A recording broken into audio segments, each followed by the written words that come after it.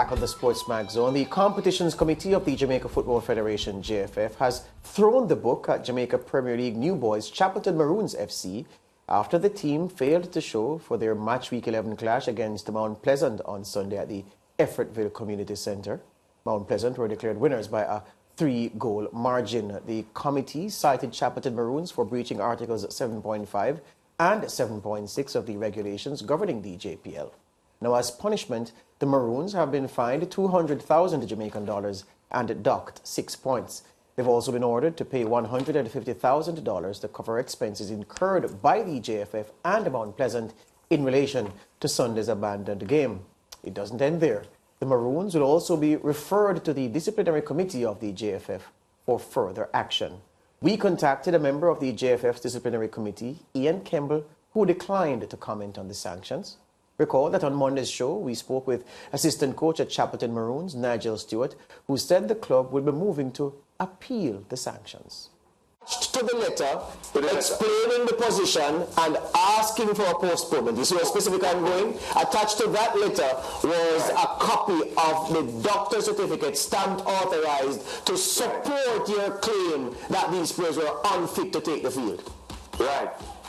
And you're saying that in the face of that, the JFF has gone and issued these sanctions. Right. As I said before, is the source I'm hearing about that sanction? No, I don't support. Yeah, well, we've seen email correspondence between Chapelton Maroons and the JFF. It said, well, this is a letter. Good day, Mr. Kemble. This is a letter coming from Chapelton Maroons to Ian Kemble, the director of the Competitions Committee, saying that the registration list is currently not reflecting the true nature of the club's the players available to Chapelton Maroons. And despite the registration list showing 30 players, the following is true. He highlighted 5 items. 1, 2 players have been transferred to another club. 5 players were sent home by the previous coach before he was relieved of his duties. 9 players have refused to play and or have stopped playing since the coach's dismissal. 1 player is away with the all-schoolboy team, and 6 players have come down with illness on Saturday, January 21. That was a day before the January 22 encounter against Mount Pleasant was scheduled. They went on to say, we currently have 7 eligible players, hence our plea this morning for the game to be rescheduled.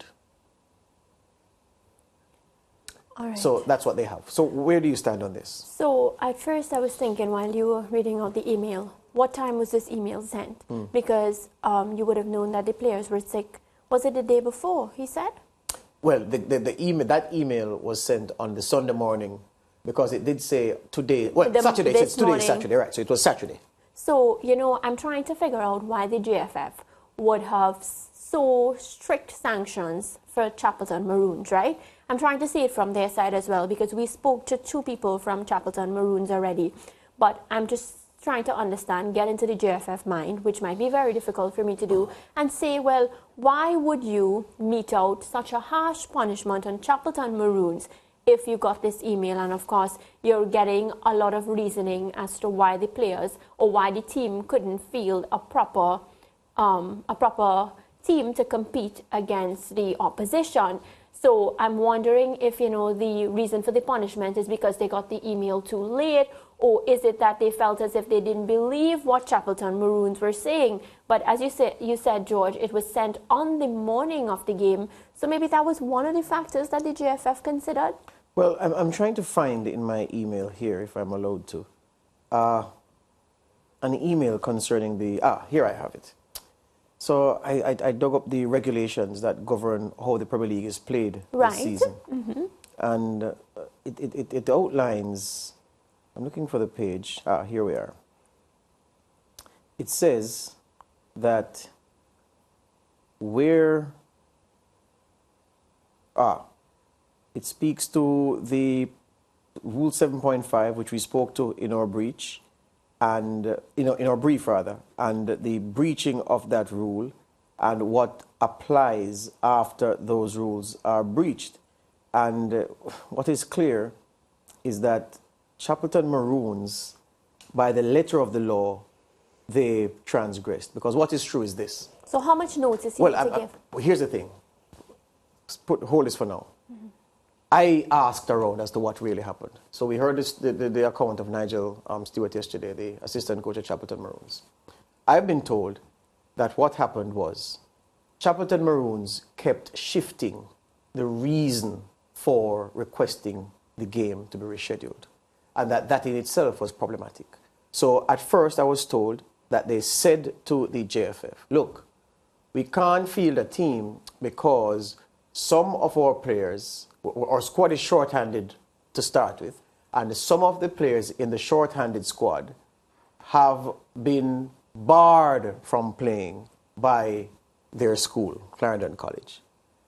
JFF said, well, that is not sufficient for us to reschedule the game. Yeah, to be lenient. Mm-hmm. Then they came back again and said, oh, well, on top of that, we have lost 4 players who've been transferred out of the club. JFF said, well, we have no record of players being transferred out of your club, so clearly that can't work. Then they came back and said, oh, but 6 players have the flu and can't play, so we are short-handed.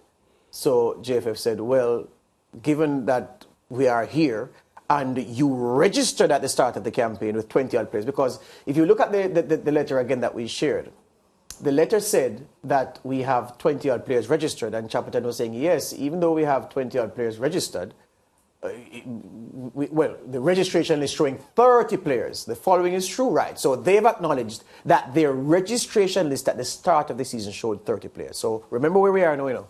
They have given the JFF differing reasons as to why they want the match to be rescheduled. And each one they give, the JFF says no to. That's my understanding. I've also been made to understand that when on the morning of the game, when they were still frantically calling around the JFF trying to get the match to be rescheduled, they were advised by someone close to the JFF to take a certain path that would have avoided the sanctions that have been meted out to them. My understanding is that they were advised to report to the venue, that's at the Effortville Community Center in Clarendon, report to the venue, kit the number of players that you have at your disposal. So if you have 5 players or 6 players, everybody in boots, jersey, shorts, socks, whatever, ready to play. It shows effort. Yeah? Take the field with those players. Let the referee say, well, okay, Mount Pleasant has 11 over here. You have 1, 2, 3, 4, 5, 6. We can't start the game with 6 players. So this game is abandoned. If that course of action had been taken, it is highly unlikely the JFF would have thrown the book at them, because the rules attendant to sanctioning a team for an abandoned match are different from the rules that attend to the sanctioning of a team that has failed to honor a fixture, i.e. failed to turn up for the fixture. So you see the nuance, you see the difference?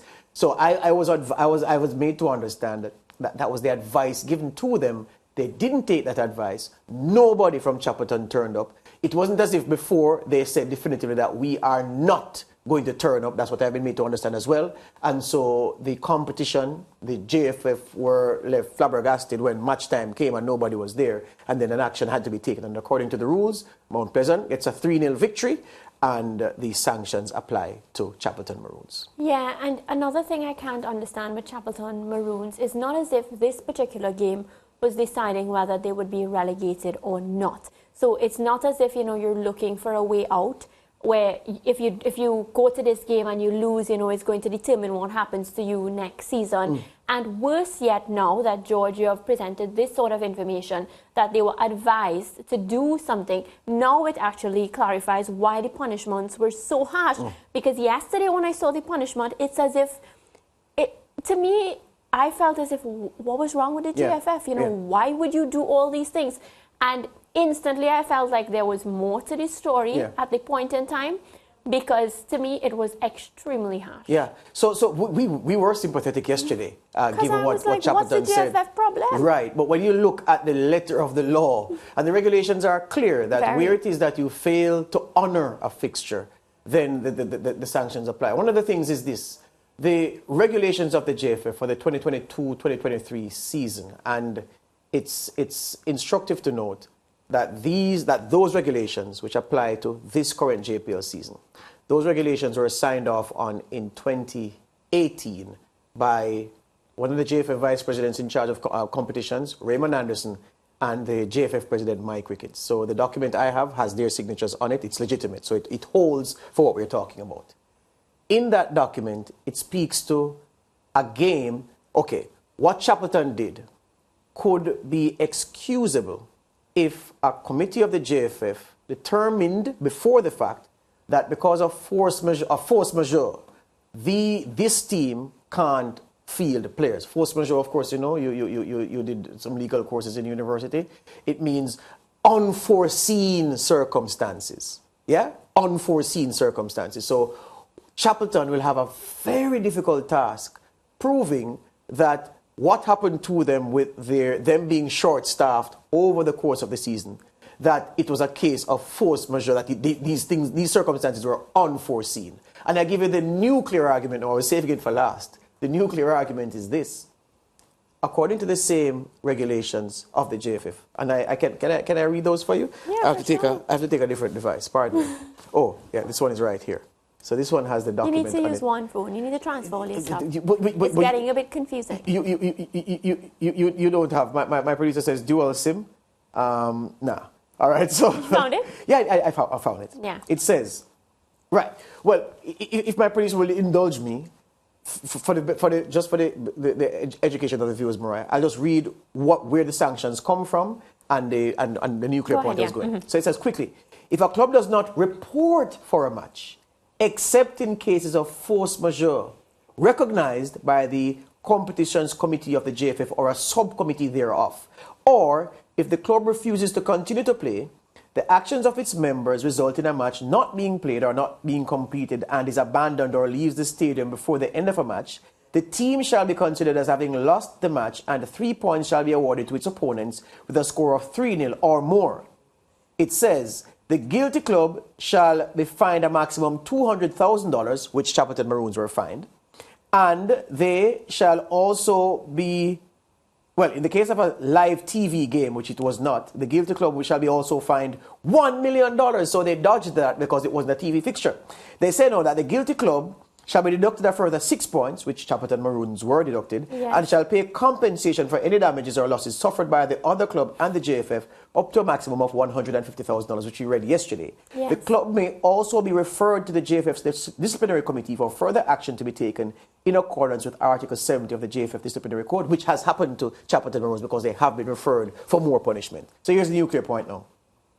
Remember, we're talking about how they could argue their way out of this. The nuclear point is, Mariah, the same regulations of the JFF says no appeals may be lodged against these decisions. Furthermore, the guilty club shall forfeit any claim to financial remuneration for the JFF. So you can't get any money back and you cannot appeal the decision. So I don't know what I know what Chapelton Maroons will have to do. They'll have to move on from here and move on quickly because, as the rules say, the decisions that have been, the sanctions that have been handed down cannot be appealed. I'm looking at Chapelton Maroons. They were 12th in the table with 8 points from 10 games. They've lost 6 points now, so they're down to 8. They've lost 6. They're down to 2 points. So, George, things are not looking... Yeah, so they're bottom of the table now. Not looking too good for them. Nope. Which means that if they continue with this trend, and of course, remember, they have a player issue. You know, a lot of their players aren't playing based on the reasoning that we saw in the email. So it's going to be very difficult for them to get players to play, to actually try to escape relegation. So things are not looking too bright for Chapelton at this point. I hear that there are enough resources at the club's command to sign players. And you heard Nigel Stewart yesterday say that they needed, well, I said to him if he would take 9 players, and he said yes, because he needs to fill out the squad.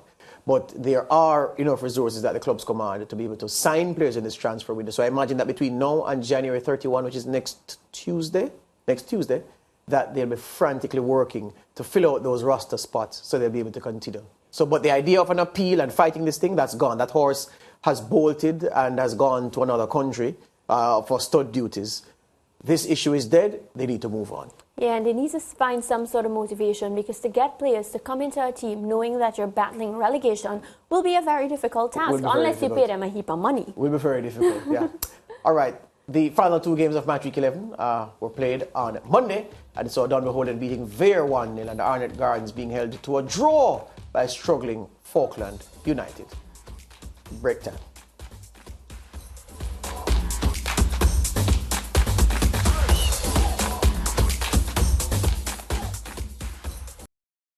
Thank you for watching SportsMax on YouTube. Don't forget to like, share, subscribe, and click the notification bell to stay informed.